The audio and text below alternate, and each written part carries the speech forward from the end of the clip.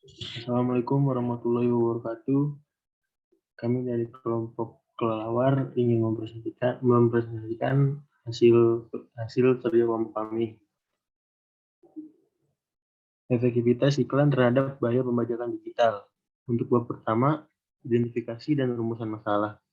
Rumusan masalah di sini adalah peneliti diharuskan untuk mengetahui bagaimana dampak efektivitas iklan terhadap bahaya pembajakan digital, yang dimana saat ini pembajakan digital masih sering terjadi.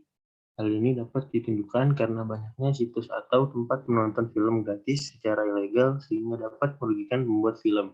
Selanjutnya di bab 2, poin teori atau konsep yang digunakan di sini adalah teori kognitif model di mana peneliti menjelaskan poin-poin penting dari penelitian kami, yaitu ada mengenai iklan, efektivitas dan juga pembajakan, yang dimana iklan sendiri merupakan sebuah amaran melalui media massa yang berisi tentang propaganda penjualan seperti barang, jasa, produk jadi, dan juga ide untuk diperlihatkan kepada publik atau khalayak umum.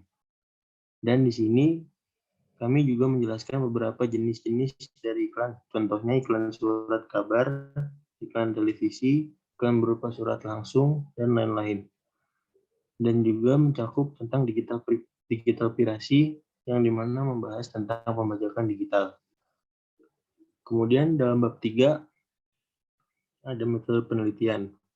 Di dalam metode penelitian ini terdapat 4 paradigma positivisme, interpretatif, kritis, dan juga postmodern. Salah satu paradigma yang kami gunakan ada paradigma positivisme yang dimana paradigma dominan yang digunakan dalam kajian konstruktif untuk perkembangan ilmu pengetahuan. Posisi paradigma ini sering disebut sebagai paradigma yang terkait karena terlalu banyak atau dominan serta signifikan. Metode atau teknis yang digunakan sangat dekat dengan referensi metode kuantitatif. Lalu di dalam pendekatan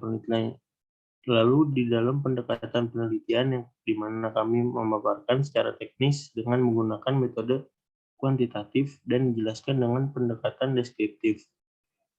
Lalu kami juga membahas tentang efektivitas iklan terhadap bahaya pembajakan digital ini, yang dimana kami menggunakan populasi dan sampel untuk mendapatkan data yang dibutuhkan.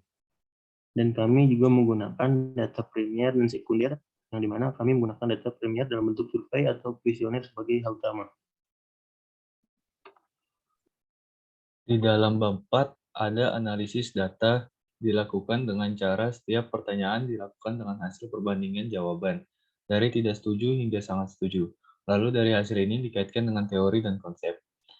Contohnya seperti dalam pembahasan dimensi dan pesan, kebanyakan audiens memilih sangat tidak setuju karena mereka sudah memahami atau mengetahui isi dari pesan iklan Aprovi mengenai pembajakan film tersebut. Lalu dalam pembahasan dimensi eksekusi iklan, banyak juga audiens yang memilih sangat tidak setuju karena dalam eksekusi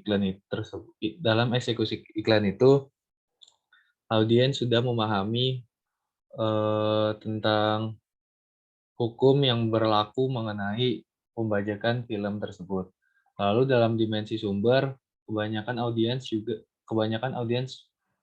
memilih sangat setuju karena audiens merasa jika melakukan pembajakan film itu dapat merugikan rumah produksi atau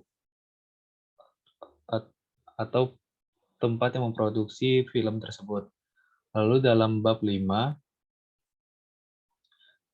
kesimpulan yang didapatkan adalah iklan Aprovi tentang pembajakan film terlihat efektif karena iklan Aprovi ini membentuk pola pikir penonton menjadi lebih bijak dalam melakukan illegal streaming. Lalu ada juga dimensi sumber memiliki nilai tertinggi, yang dimana hal ini terjadi karena para audiens sudah mengetahui jika mereka melakukan pembajakan film, tapi tetap dilakukan. Lalu ada juga dimensi pesan yang memiliki nilai paling rendah, karena kebanyakan audiens menyatakan pembajakan film ini akan berkurang walaupun banyak audiens yang memilih proses kognitif menolak. Lalu dari 11 indikator yang ada, indikator pesan memiliki nilai yang paling kecil, tetapi masih tergolong baik, yang dimana audiens sudah mengetahui isi dan memahami hukum-hukum tentang pembajakan film. Lalu yang terakhir, Dari 11 indikator, indikator dukungan adalah memiliki nilai yang paling tinggi, yang di mana audiens pendukung pembajakan film adalah tindakan yang merugikan rumah produksi. Sekian presentasi dari kelompok kami, kurang lebihnya mohon maaf. Terima kasih. Wassalamualaikum warahmatullahi wabarakatuh.